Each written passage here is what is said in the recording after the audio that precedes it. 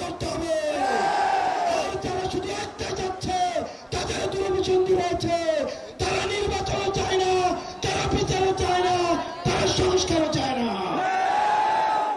প্রিয় যশোরবাসী, আমাদের ঐক্যবদ্ধভাবে আমাদেরকে পরবর্তী বাংলাদেশের নেতৃত্ব দিতে হবে।